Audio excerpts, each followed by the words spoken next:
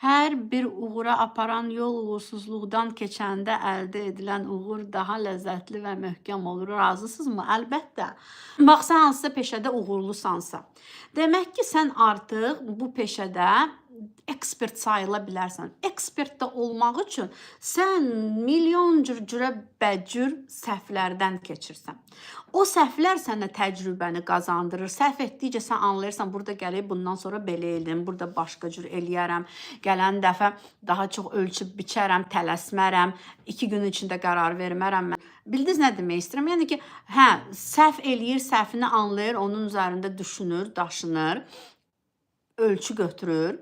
Vəssalam, gələn dəfə bundan biraz fərqli edir. Yəni, əlbəttə, uğurlu olan insan o qədər səhvlərdən, o qədər yanlışlardan, o qədər bir çox şeylərdən keçir. Uğursuzluqlardan da, yəni, hə, bəli. Sən uğura, uğursuzluqları görmədən gələ bilməzsən, mümkün deyil. Ümumiyyətlə, hər bir möhkəm olan bir nəyisə, bax, binadır da tikirsən. Möhkəm, gözəl bina tikmək istəyirsənsə, sən onu yavaş-yavaş, yəni ki, bir günün içində möhkəm, gözəl bina tikmək mümkün deyil.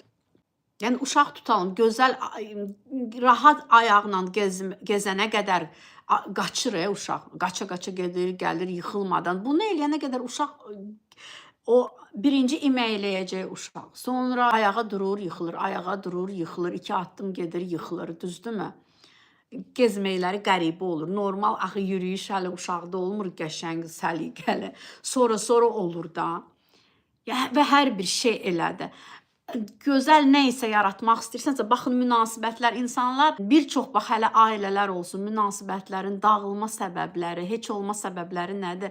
İnsanlar hər şeyə əmək verir. Bax, bir dənə qadın, məsələn, xörək bişirəcək, onun üzərində nə qədər çalışır, onun ədviyyatları, onun, nə bilim, qazın altını nə qədər xod versin, nə qədər gücü olsun qazın, hər bir şeyə diqqət yetirəcək. Məsələn, bir kişi tutalım, maşın alıbsa, işində, gücündə fərqi yoxdur, hər bir şeyə nə qədər əmək sərf edir. Kişi də, qadın da. Məsələn, qadın öz görünüşünə bir də görürsən, bir saat oturub işə getməmişdən qabaq, bayıra çıxmamışdan qabaq makiyaj eləyə bilər. Bu da əməkdir. Amma ən az əmək verilən bu dünyada insanların bir-bir münasibətlərinə verdikləri əməkdir. Əslində, ən çox insanları yaralayan münasibətlərdir. Yaxın münasibət, sevgili münasibəti, ər-arvad münasibəti, dostluq münasibətləri də həmçinin insanı ən çox yaralayan və ən çox gözəl müalicəvi, terapevtik təsir göstərən insanla insanın münasibətidir. Və insan, qadınlar, kişilər, yəni ki, bax, biri görürsünüz, bir tərəf çox çaba göstərir, çox belə əldən ayaqdan gedir, hər şey deyir. O bir tərəf, məsələn, heç nə eləmir, tükənir bu tərəf. Gec-tez tükənir, gec-tez həvəsi də gedir, gec-tez görür ki, yox, bu qədər olmaz, artıq bəsdir, dala çəkilir. Çünki, bilirsiniz necə? Məsələn, hələ bir müəllimdir, şagirddir, pasiyentdir, həkimdir, düzdür, nə bilim, prorab olsun, arxitektor olsun, fərqi yoxdur. Yəni, hər bir nə isə yaratmaq istəyirsənsə, burada bir insanın yarada biləcəyi az bir şey var. Bir insan oturub musiqi bəstələyə bilər, tutalım. Mahnı bəstələyirsənsə, orada da sözlərini bəstələyən bir insan lazımdır. İndi olur da universal insanlar hər şeyi özü elədi.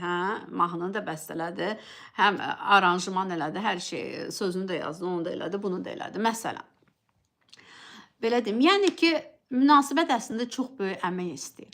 Orada harada insanlar əmək verirlər, güzəştə gedirlər, bir-birlərinə gözəl sözlər, vaxtaşırı deyirlər, minnətdarlıqlarını göstərirlər.